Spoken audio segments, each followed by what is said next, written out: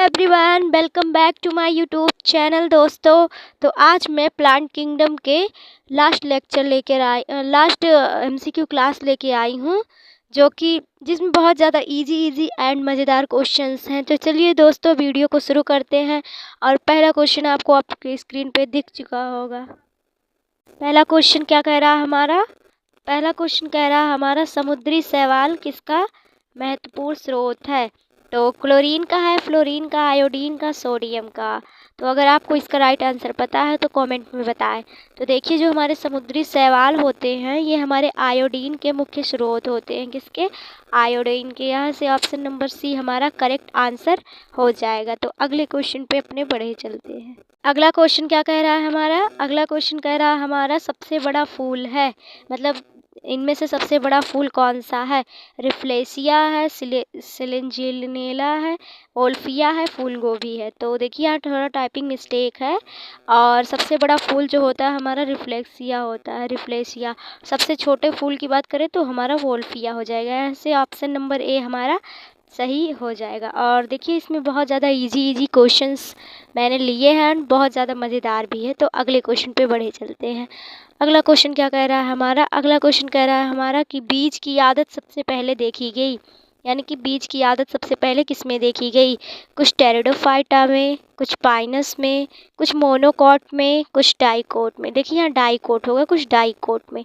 Monocot का मतलब होता है एक बीजपत्री और डाइकोट का मतलब होता है द्विबीजपत्री। जिनके बीजपत्र एक होते हैं वो होता है हमारा एक बीजपत्री, एंड डाइकोट यानी द्विबीजपत्री जिसके बीजपत्र दो होते हैं, जैसे दाल हो गया हमारा, चना हो गया।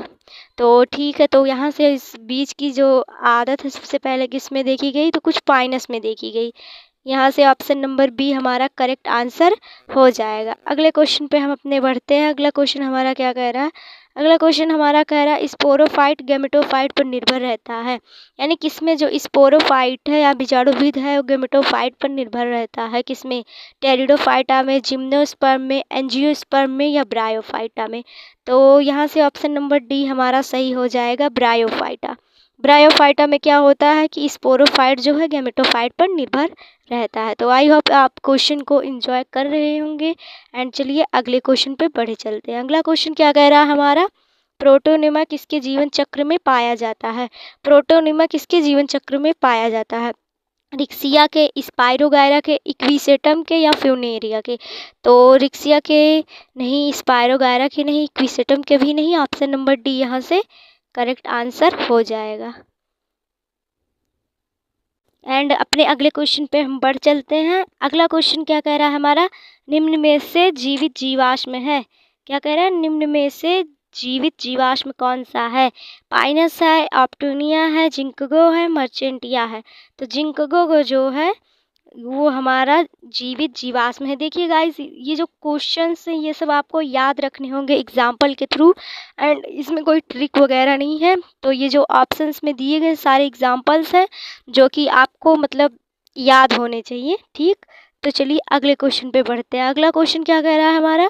अगला क्वेश्चन कह रहा है, क्लेमाइडोमोनास का क्लोरोप्लास्ट होता है, मतलब इसका शेप पूछा जा रहा है, किस शेप का होता है, किस आकार का होता है? ताराकार का होता है, मतलब तारे के आकार का होता है, कप के आकार का होता है, या कॉलर के आकार का होता है, या सर्कल के आकार का यानी गोलेकार का आकार का होता है। तो यहाँ से सही आंसर क्या होगा? यहाँ से सही आंसर हो जाएगा कप के आकार का।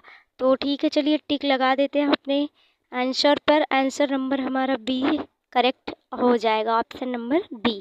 ठीक, तो फिर अगले क्वेश्चन पे हम अपने बढ़ते हैं। और देखिए, अगर आपको क्वेश्चन इंपॉर्टेंट लग रहे हो एंड क्वेश्चन को सॉल्व करने में मज़ा आ रहा हो तो please like, share and subscribe करें गाइस।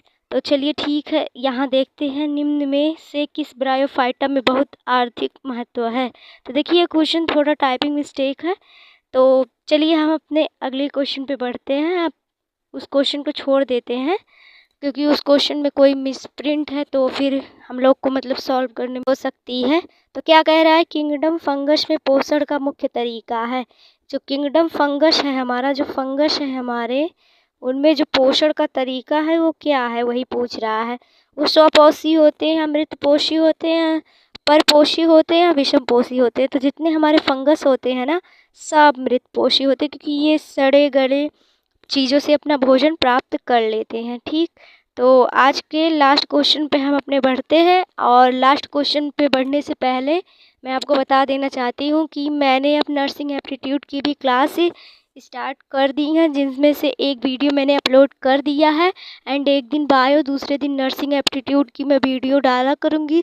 तो आप प्लीज़ उसको देखें एंड सपोर्ट करें। ठीक, तो अगले क्वेश्चन पे हम अपने बढ़ते हैं। और अगला क्वेश्चन हमारा क्या कह रहा है, अगला क्वेश्चन यहाँ से है हमारा, निम्न में से एक लिंगी है, मतलब मोनोसियस, मतलब जिनमें नर और मादा दोनों एक ही में, मतलब एक ही संरचना, नर जनतंत्र और मादा जनन तंत्र जो है दोनों संरचना एक ही में पाई जाती है। वही कह रहा है साइकस में, पाइनस में, फ्यूकस में, मर्चेंटिया में। तो ये हमारे पाइनस में पाया जाता है। यहाँ से ऑप्शन नंबर बी हमारा करेक्ट आंसर हो जाएगा। तो आई होप आपको आज के क्वेश्चंस अच्छे लगे हों और समझ में आए हों। तो please like, share and subscribe, comment.